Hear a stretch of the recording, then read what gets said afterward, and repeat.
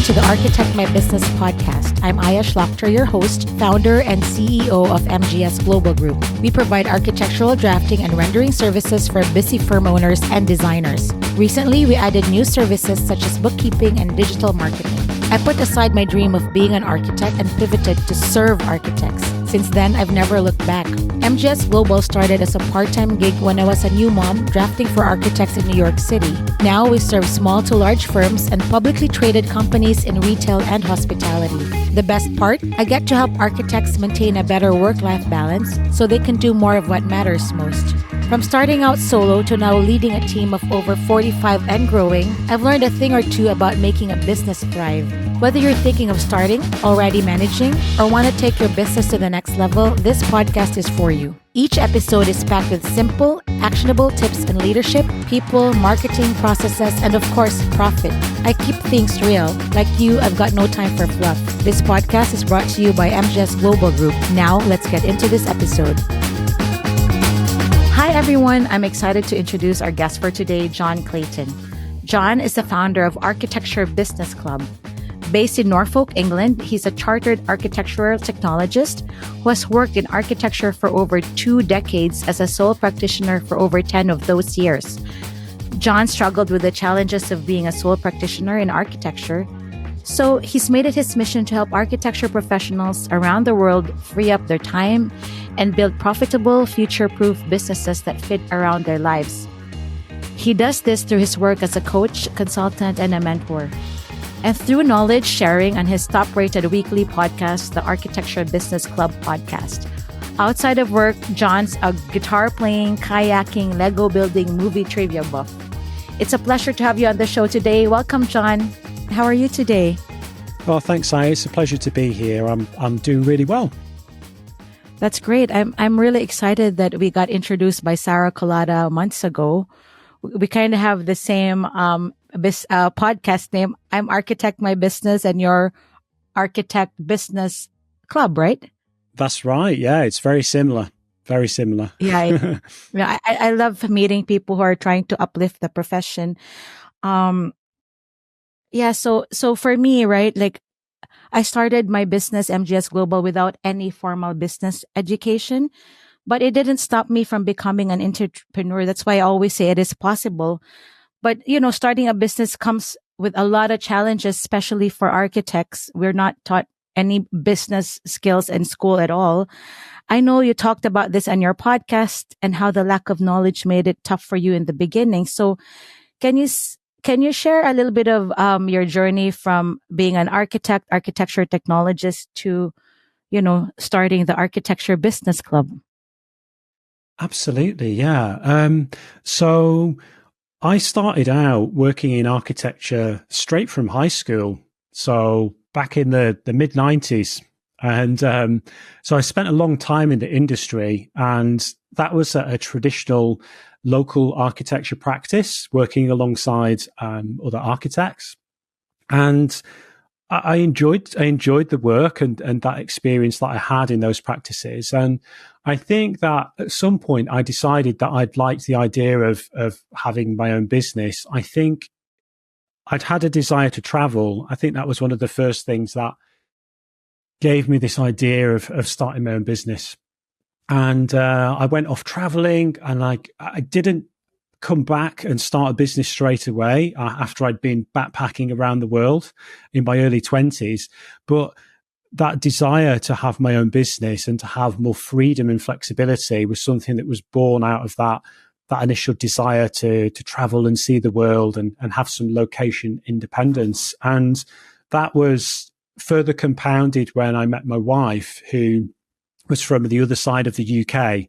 So distance-wise, we're not talking the same distances as in the US, because, England's a much smaller country, but even so, we were sort of 200 miles apart. And then that meant that our families were that distance apart too. So when we started living together and we settled down, that there was always this thing of like, wherever I was based working, the family was the other side of the country. And I always had this desire thinking, well, wouldn't it be cool one day to have a business where I had a bit more freedom and flexibility in my life to be able to kind of work remotely and that sort of thing. And So that's kind of like how it started off. I went through the process of being made redundant from one of the practices I was at, and that was not a great experience, but it's something that architects from time to time do go through when they're working at other practices.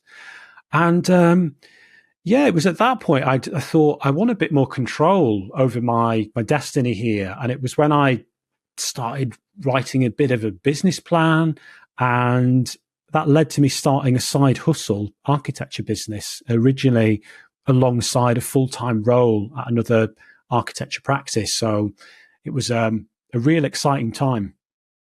Sorry if I'm digressing here because No. This is great because as being in America, everything is also very location dependent, especially with your spouse, your partner. You know, sometimes you have a good job here and your spouse gets another job. So it's really important. But my question is, when you were working full time, you also started your job as your side gig as an architecture technologist, correct? That's right. Yeah.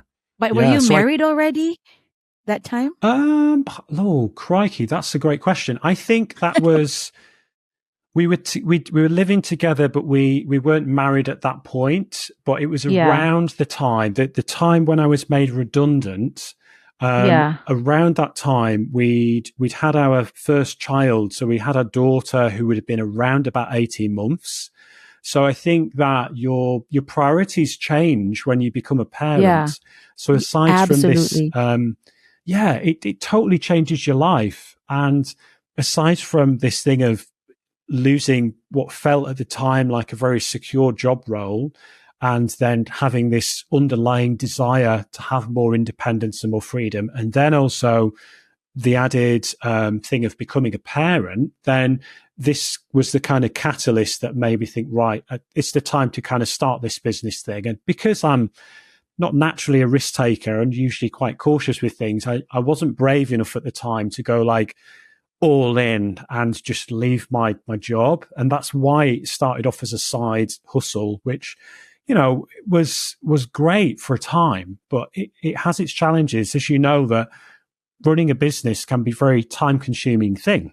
And particularly if you're also trying to do it while you're in a full-time role at another practice. And as kind of fortune would have it, the practice I was working at, they started to get a lot quieter. They went through a lean period while my own business was starting to grow. So it meant that there was this transition between the two, where I went down to a 4-day week in that practice, and then went off and eventually had the confidence to just go, right, I'm going all in now. I'm going to launch my own architecture practice. And I think then there was a number of challenges that I encountered. You know, that was the first challenge, was just having that confidence to just go all in and start the business in the first place and to go in full time.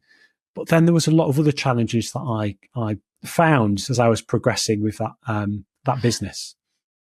I think you are a risk taker. The fact that you had a job and still did your side gig, you know, and it's like forward thinking, right? Like who knew you were gonna get laid off, right? So you already had this backup, you know, side gig. I don't know, is it because you wanted to do it already, or it was you're preparing to start your own? So I think that's really, you know, very entrepreneurial, right? Oh, thank you. Yeah. Well, maybe I, again, my imposter syndrome and lack of self-belief sometimes in myself, I would say that I wasn't very brave, but perhaps I was. Because, I mean, I suppose that, you know, generally speaking, like, not many people are business owners. Like, not many people choose to run their own business. Like, most people in our friendship and family circles, I mean, they wouldn't dream of running a business. You know, sometimes you have people in your family that do. My father, he was a small business owner, but most of my friendship circles, like all of my other friends, were employees. Like, nobody ran their own business, so it was a little bit like, why? Like, why? This is crazy. Like, why are you doing this? Why are you launching your own business? So this is an exciting crazy journey. times. You basically took your challenge and turned it into an opportunity and just taking it to the next level. So I don't have an MBA, but I believe that entrepreneurship can be learned with the right mindset and mentors, right? So let's talk about your free resource, the Architecture Business Blueprint. You call it the step-by-step formula to freedom for architects, architecture technologists, and designers. It's 71 pages of everything you need to know and craft your own business. I mean, I'm looking at it right now. I'm just blown away by the detail of it all. So can you give us a run through of what this is and the stages, just high level, because we want people to download it, obviously. Absolutely. Yeah. Yeah. So this resource really was born out of my own experiences as a sole practitioner, and the fact that I'd identified over the years that there was some big knowledge gaps that I had that, like most people in architecture, that we don't get any business education. We're not taught business at architecture school. You know, this isn't something that often what happens is we decide to become either a freelancer or to start a business in architecture, and we set something up, and then we realize that there's all these other things about running a business that we haven't been taught how to do. And we can, you know, figure a lot of those things out through experience. And I guess I just thought, wouldn't it be nice if there was just a way to kind of shortcut some of that? And I tried to put something together as a workbook that would help people to just navigate their way a little bit, you know, to have a bit more clarity on how to set up their business and the types of things that they'd need to consider. So it covers, there's like 50 steps. So I'm not going to kind of go through all of them. And there's a few key stages. But ultimately, the first stage is thinking about just laying the right foundations. So it's thinking about the big vision, like what is the end destination? Like, you know, where is it that you want to be in a few years' time? Because I think, like, when I started out, like I did have a business plan originally, but I didn't use it as a tool day to day in my business. Like, it was more so at the time, like, I put it together to try and secure some funding, some grant funding for the business. But I mean, it really should be a working, living document, and actually kind of, I think having that longer term view of like, well, where we want to be in a few years' time can really help inform the choices that you make in your business today. So the first part's about sort of laying those business foundations, thinking about, where do I want to get to? What is my mission? Like, what is it that I really care about? Why does this business exist, and who is it serving? So really thinking about what your why is, what your mission is. And also, I believe that the vast majority of, particularly the sole practitioners, like most people, when they go freelance or start a business in architecture, they're not necessarily doing it because it's like, I just want to be a business owner, or I want to grow a huge team. Like, often it's because they want more freedom and flexibility in their life. They want more autonomy in the work that they do, more fulfillment from the type of projects they're working on. So I also encourage you to kind of think about, not just from a purely business point of view, but how it integrates with your personal life too. So thinking about work-life integration and, you know, some of your personal goals, how they're going to sit alongside how you run your business. So that's kind of the first part. It's really about setting the foundations.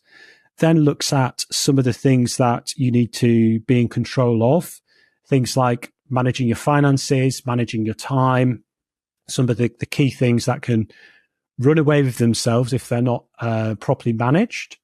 And then also we look into strategies for your products and services that you sell in your practice, and how you can better package up your offers so that they make more sense to your customers. So using their language and providing services that meet them where they're at.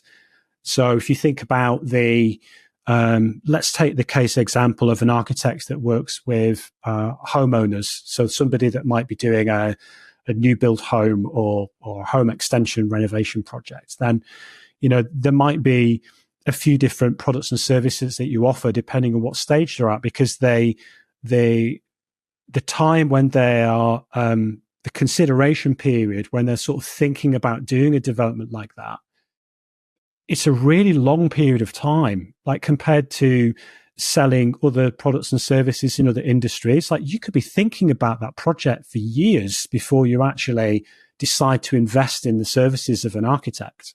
So it's thinking about how can we package things up to capture people's attention at very early stages when they're in that exploration, discovery stage, where they're just learning about what might be involved and exploring who they might work with, versus then having services that you can offer them for when they need an architect to work with and they're ready to hire. So I think that's something else that we look at that gives you some suggestions and of how you can kind of package things up differently. And then, we also look at different tactics for marketing. And that's the other thing, that with the marketing stage, that I don't believe there's like a one size fits all approach that's going to work for every practice, depending on your industry and your location, types of clients that you work with specifically. That's going to vary depending on a varying number of factors in your local marketplace and your particular niche within architecture.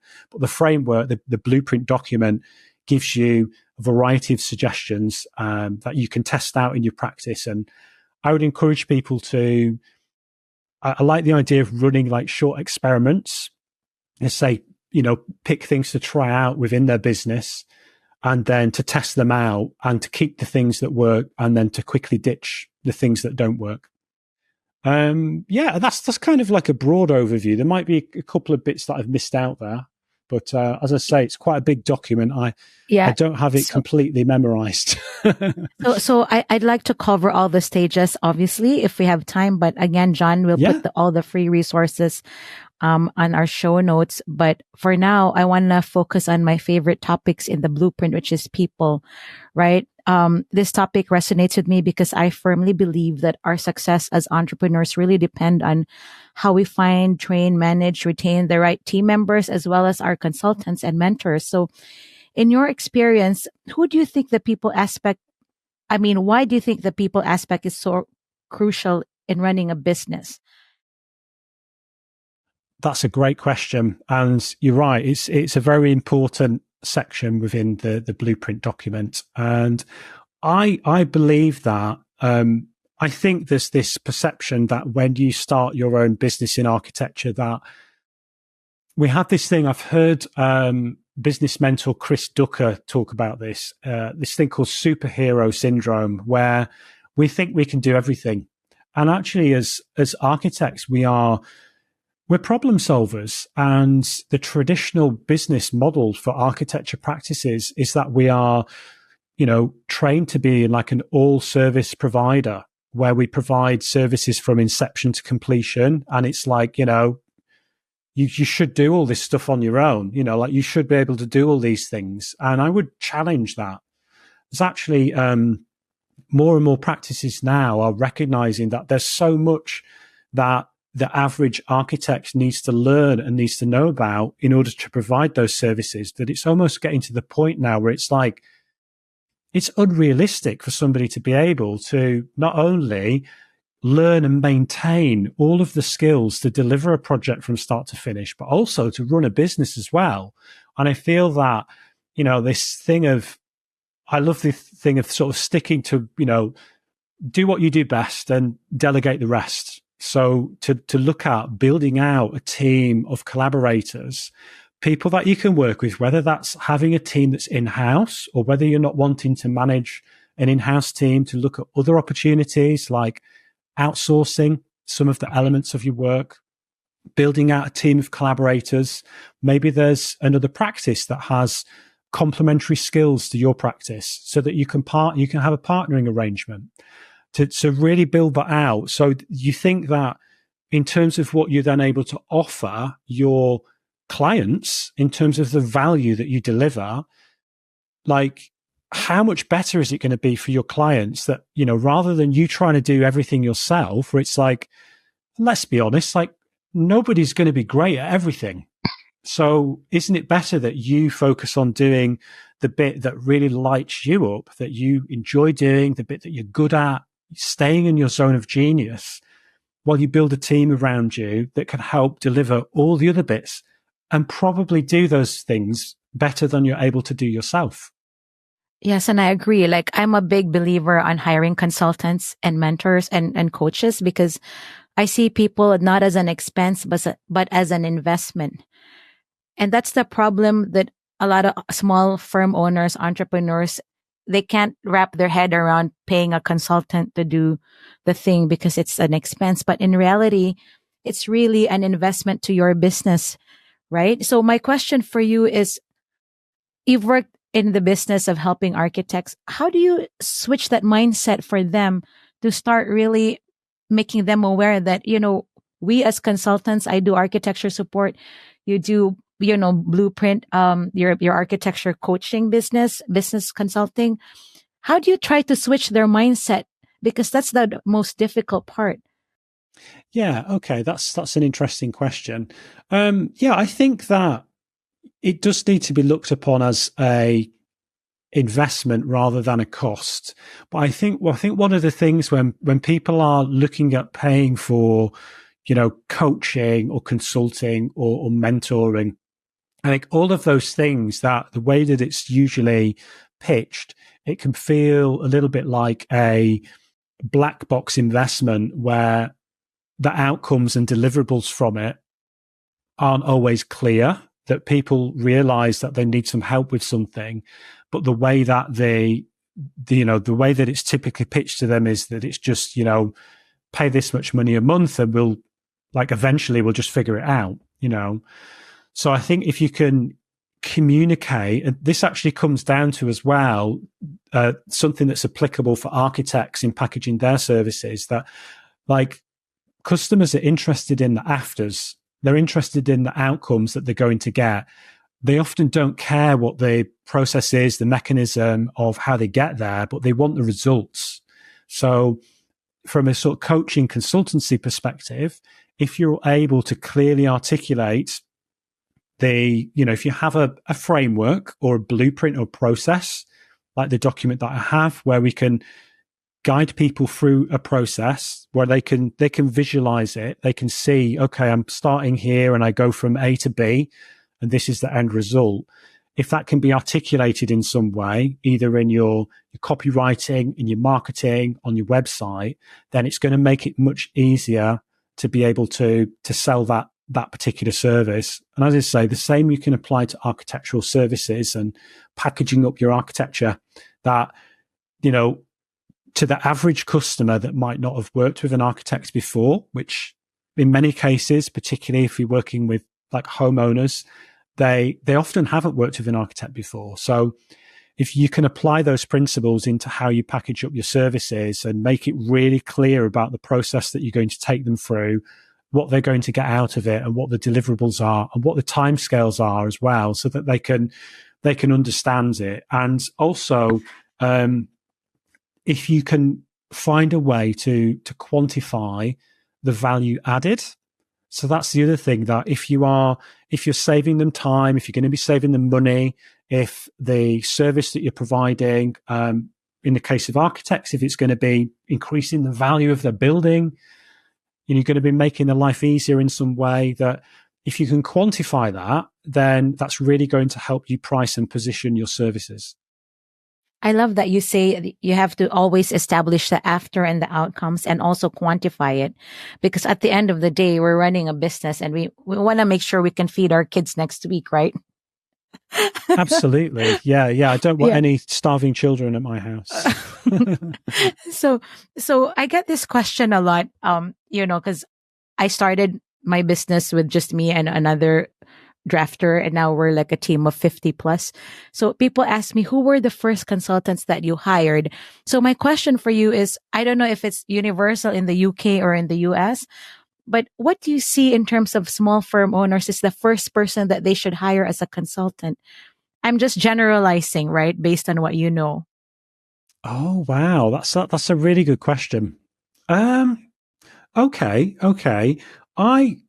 The first hire that I made, and I'll share a couple of hiring experiences, and then we'll talk about kind of what worked and then maybe what didn't work so well, and then some recommendations moving forward. The first thing that I ever kind of like outsourced, so this wasn't like hiring a permanent member of staff, was when I was doing architecture, was the measured building surveys. So that was usually one of the first things that I did with clients, that we'd go out and have an initial meeting and take measurements of the building. And when I started to get busier, that was the first thing that I outsourced. It was kind of like the lowest hanging fruit, because it was something that it was relatively easy for me to find. I actually used you could look at them as a competitor. It was a local architecture company, very similar to myself. And I employed them to go and do the surveys, because it didn't require a huge amount of effort in terms of writing SOPs and training. They were already doing it in their own practice. It was really easy. And I just made sure that in the pricing of those projects, that the cost was built into the pricing, and I made money on the next part. I did then experiment a little bit with outsourcing over the years. I hired a VA. So that was one of my first like more permanent staff members, was a part-time VA, virtual assistant, for those that don't know the terminology. And actually, in hindsight, I actually made that hire a little bit too early, in my opinion, because as a small business, I was a business of one. I made that hire, and the type of work that the VA was going to be doing was a lot of the administrative work. So it was admin, inbox management, that sort of thing, and a little bit of help with, graphic design, creating graphics for social media, that sort of thing. But at the time, I wasn't a regular content creator. So I didn't have a podcast, and I was a bit inconsistent with my digital marketing. And I didn't have I recognized that I needed some additional resources to help me grow. But with the benefit of hindsight, I probably should have hired somebody to help out with more of the drafting work, the actual architectural work, rather than hiring the VA. The VA would have been a great hire, particularly since now that I have a weekly podcast, because there's a lot more admin involved, and there's a lot more, there's every single week there is, social media posts to create and captions to write and that sort of thing. And actually a lot of it is repeating tasks. So it's actually quite easy to document and create SOPs, standard operating procedures, for somebody else to do that. So looking back, I'm not sure if the VA would be my first hire. I think if I was looking to sort of save some time and I was a practicing architect, I would be looking perhaps to try and outsource some of the architectural work, because that's the thing that makes you money. So it's like when you're looking to outsource things, sometimes what happens is we will tend to outsource something because maybe it's something that requires less skill to do, but it might not necessarily. So the hire could be cheaper, hiring the staff member. But in my case, it was cheaper to do that, but it didn't buy me back enough time to make the investment worthwhile. And I had a staff member then to manage, even though it was a remote team member. Right. So it didn't deliver the result that I was looking for. Whereas had I outsourced more of the architectural work at the time, that was earning money. So like if that freed up time to be able to do more projects, and I was able to pass that cost on to my clients anyway, that would have made far more sense. So if you're sort of looking to grow and you're debating whether to hire a VA first or whether to hire somebody to do the architectural work, again, depending on your circumstances, if the main thing that you're spending your time doing is the architecture, which is what I was doing at that time, that really was the thing that I should have outsourced. If you are somebody that is a content creator, so if you're an architecture practice that's also got a podcast or writing a weekly blog, doing short form video every week, maybe you're doing TikTok videos or something like that, then okay, maybe there's some sense in hiring a VA, because you'll know as a content creator that there's a lot of repeating tasks that you will do. And when you have something that's a repeating task, it's much easier to successfully outsource it to somebody else. The other thing I would say is that if you are like many of the architects out there, the practice owners that know that they got some gaps in their business knowledge, actually one of those things that should be worth investing in earlier rather than later is actually finding somebody to help you with some business education. So whether that's investing in, there's a number of different ways you could do this. So you could hire and work with a local business coach or mentor. You could work with somebody like me. There are other architecture training organizations, and there are architect specific mentoring and coaching companies out there. Like, I'm not the only person in the industry that offers this, but I would explore those opportunities as well, because it doesn't necessarily have to cost a fortune. So if you're at that kind of startup stage, but it could be one of the best things that you invest in, because I know that, you know, over kind of 10 years being a sole practitioner, there are so many preventable mistakes, big business mistakes that I've made that have cost me a lot of time and money.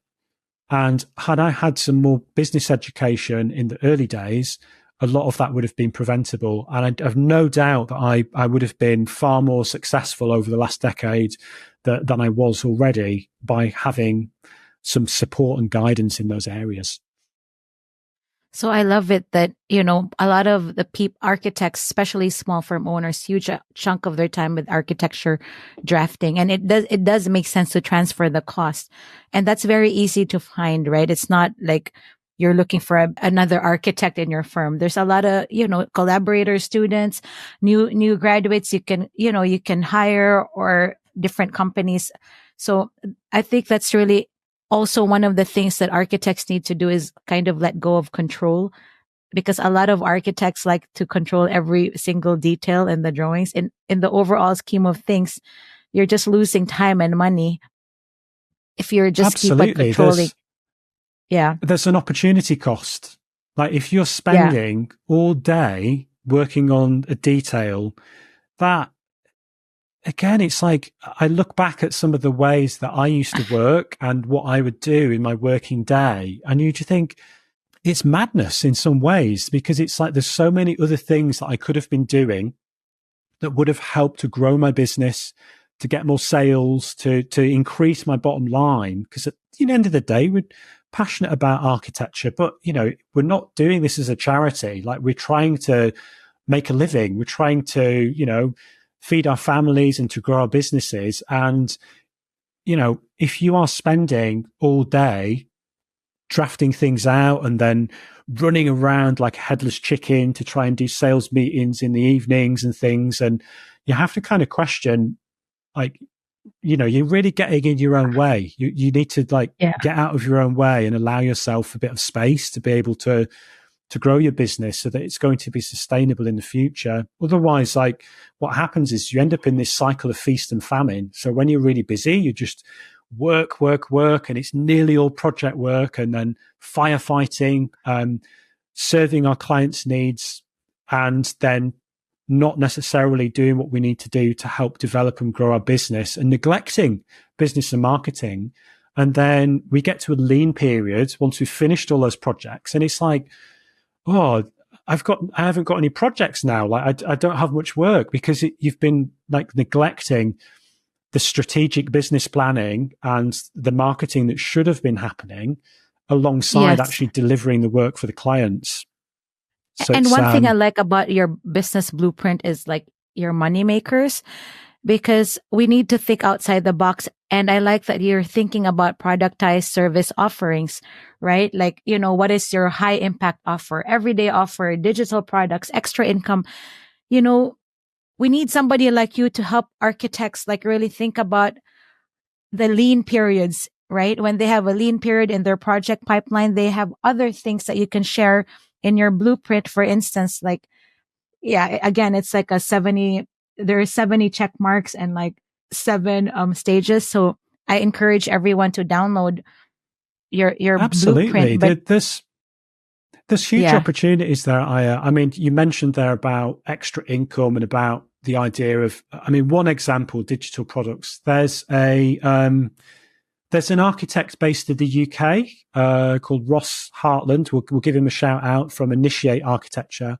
He's like blowing up on Instagram. He's got like over 100,000 followers now, and he's been sharing behind the scenes snippets of what he does in his practice. But he started selling some digital products, and like in the last financial year, the sales of those relatively simple digital products the revenue was more from the digital products than from the architectural services, because he is a practice of one. So if you're going to be a practice of one and build what I would call a lifestyle business in architecture, like you're going to have to find some ways to leverage your time. Because if you don't find some ways to leverage your time by either creating some digital products or building an outsourced team, having a way of kind of multiplying your time and your impacts, like you're going to really quickly hit this glass ceiling. Like your earning capacity is going to be so limited. So that's just an example of one other architect that has more than doubled their income by introducing just a small number of digital products into their mix, and also being consistent with their marketing. In that example, they're using Instagram and they're doing short form video. I'm not suggesting that that's the route for every single practice, but it's just one example of what's possible. and one thing too about that, I know we're going to wrap up soon, but marketing is important. Architects should show themselves, their hobbies, what they do for a living, because people buy from people, right? I mean, when I see Instagram and I just see the projects, okay, you have amazing projects, but who's the person behind that? Are they, hiking? Are they cold plunging? Because I like to cold plunge. I'll probably, if I see a fellow architect who's also doing the things that I like to do, I would probably hire that person because of our common interest. So it's hard for architects to be on camera. It took me a while to be like doing the podcast. And one more thing, like about like his Instagram is now blowing up. I met this podcaster, just you and I, because we're both podcasters. He has a main business, but the podcast has blown over. Like he's now a 7-figure podcaster, but not traditional, right? It's not through subscription, but because he was trying different things, he was able to monetize in more ways than he can imagine. Like this is all very exciting. And one of the things also that my father told me, he's an entrepreneur. I said, Dad, I don't have an MBA, but I want to be successful. This is one thing I can offer. He said, just study business accounting, like know your numbers, like know how to read financial statements, profit and loss, right? Your balance sheet. So that's, you can learn that in a day, right? If you can spend hours and hours drafting, you can spend a whole day just learning how to manage your finances. I mean, it's a whole thing about running a business. And I understand you ran your business for 10 years. You've made a lot of mistakes. The mistakes that you've learned has probably helped with this architecture business blueprint. And based on your bio, you do a lot of things like, you play the guitar. Look at the guitar at the back. You love to kayak. I tried reaching out to you. You were out hiking. You like shut down. Right. And then you're a movie trivia buff. Yeah. So you're living proof of it can be done, and you have a family. Absolutely. Right? Yeah. It's not all about the work. And I think that you're absolutely right that when we look at the marketing assets that most practices have, like most practices will have some kind of website, and you go on the website and like, where are the people? Like, people buy from people. And you go on the architecture websites traditionally, and there's beautiful pictures of finished building projects, and maybe there's some examples of details and drawings and that sort of thing. But like, where are the people behind the business? Like, I'd love to see more architecture websites where we go on there, and yes, we do see the projects and the type of work, but we also see like, who are the founders of the business? Who's the team? Like, who's the wider team? Like, what are they all about? Like, why does this particular architecture firm exist? what's the kind of shared vision that this team has? What's the difference that they're making in the world? And what do they do outside of work? Because those little snippets of like life outside of work, like you mentioned about, I play the guitar and I like to build Lego. I've got a Lego DeLorean from Back to the Future here. All these little things is just, it makes you so much more human to your customers. And it just makes it instantly relatable. Like you cease to be just like a sort of salesperson from ABC Architects, and you actually become a person that's fully rounded. And, it's just so much more relatable. So yeah, I think that, the people aspect of things and building your personal brands, we could talk about that for a whole other hour, which the next episode. The next episode, we'll schedule another one on personal branding. I'm open to it. If you are, that would be cool. Yeah, because that's something that it's not easy getting over, like camera shyness and showing up. Like the vast majority of people, unless you are like, unless you're a really unusual kind of person, like most people, like are really uncomfortable being on camera. We all have that. And actually, most of the people that you see online that are on YouTube and are on Instagram and all of that, they've had to get over that. They've had to get over themselves and just get used to putting themselves out there. And it does get easier over time. But like I'm not naturally an extroverted person. I can't stand having my photo taken, and I'm not a fan of being on camera, but like over time, like you just get used to doing it, and it's the best way to connect with people. And people need to do the hard thing, right? If success were that easy, everyone will be successful, right? Right, Jon? It's hard to do the hard thing, make mistakes, show up on camera, speak in public, Yeah, exactly. Like hire a coach. Yeah, I mean, I think if you're not doing anything at all in your business that makes you feel uncomfortable, then your business is not going to grow. So business growth happens when you move outside of your comfort zone and you start doing some of those things that feel a little bit more challenging and a little bit more uncomfortable for you. And I mean, certainly that's been my experience, that even since starting my own podcast and showing up every week, that's been transformational in a relatively short period of time, just by showing up every week and just being me. And like, that's the thing, is that if you can just be yourself, like you don't have to try and be somebody else. And that's the thing, that as well as from an architectural point of view, that it is like one of your USPs of your practice is you, like your unique way of doing things, the way that you are, the way that you communicate with your clients, like all of those things about yourself that, you need to kind of amplify all of that stuff, because it really makes you stand out against your competitors, instead of those other bland, generic architecture companies that we see in every town. Like who's the one that's going to stand out? It's going to be you. You and I have to do a concert together then. We'll collaborate. You play the guitar, I sing. Filipinos are big on karaoke. Maybe we do that one day. Yeah, I mean, I'm sure your vocals are amazing. I'm not sure about the guitar skills, but again, maybe it's okay. People might tune in. Somebody will listen. Yeah. So my last question is, where do we find you? Your lead magnet? How do we work with you? So anything you want to share before we wrap up our interview? Absolutely. So the best place to connect with me on socials is on LinkedIn. So if you head over to LinkedIn, you can find me on there. Just search for Jon Clayton, it's Jon. And the website is architecturebusinessclub.com.